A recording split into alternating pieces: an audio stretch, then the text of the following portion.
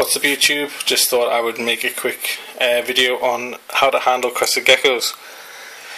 Since my last video where I shut in all the vivs, took everything out of the vivs, I've had a couple of people message me asking how to handle their crested gecko because they are scared that they don't want their gecko's tail to fall off. To be honest, when I first got Molly here was my first cresty. When I first got her, I was terrified to even touch her tail because of how easily they apparently fall off. But it's not that hard at all. It's not that easy at all for them to fall off. The gecko would have to be scared and going in the opposite direction, and you would have to pull it one way, the opposite direction on the tail, and that would be really the only reason I can see why it would fall off. So I'll just show you how I handle my cresties. I've put her in this small rib for now from the Exoterra, just because it is quite hard to get her out of that hide, and this is, I know that not everyone has hides like that, so this is just if your crestie is asleep on, well I say asleep, mine's away, it's if your crestie is asleep on some foliage or whatever. The idea is never to really grab them as such, you more scoop just under and lift up as opposed to grabbing. But back to the tail thing, as you can see, touching her tail without her knowing really, so to speak, until I've actually touched it and it's still there, it hasn't fallen off yet. But yeah, so the best technique, the technique I use, is go under their abdomen like this and just scoop them up onto your hand, and then when they're on your hand, they will obviously jump and they will run up and down your hand. Molly is quite tame, she will just sit and look pretty, but some will run and jump, like from palm to palm. Some people put their palms at a distance to encourage them to jump, but yeah, once you've got them up, just let them do what they want really, don't squash them or anything.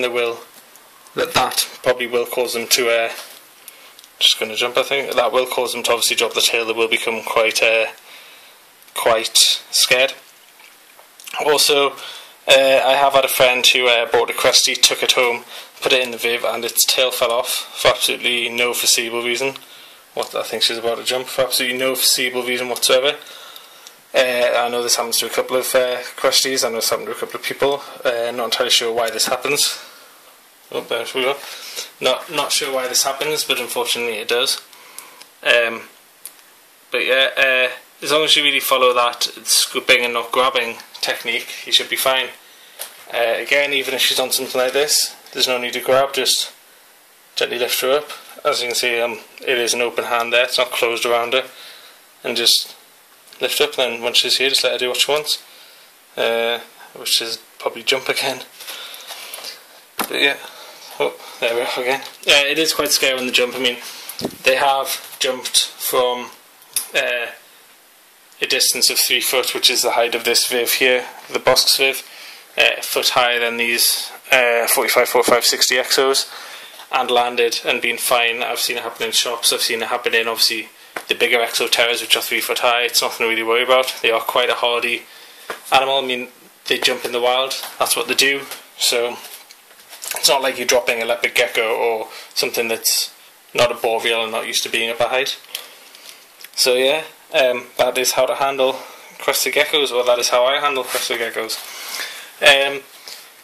This weekend I've got a lot of free time, so if you guys want any videos, leave a comment and I'll see what I can do. I plan to make quite a few videos this weekend. If you want to see any handling videos or any videos on any specific one, just let me know, and just let you know what I've got still. There is under the Bosk, there is the day gecko, the Madagascan giant day gecko, there is the Mossy, which is in here, but she's hiding, Schofield, the male cresty, which is in there, and then obviously Molly, the female cresty, which is here. So if you want any videos made, guys, just let me know and I'll get on them. Also, if you guys want to join my Facebook group, it's called Geckos, Geckos, Geckos, with a space in between each word, and it's just mainly for geckos, gecko selling, gecko care, anything from Leos to Leechies really. A lot of the top UK breeders are on there, and they will post what they have for sale on there. I know a lot of you guys that watch these videos go to Donny and a lot of the expos. There's some great deals to be had. There's also some cresties up for sale on there, which are fantastic. There's a friend of mine is selling a couple of juveniles, red Harleys and pinstripes, for about 30, 35, 40ish pound. She lives quite close to me.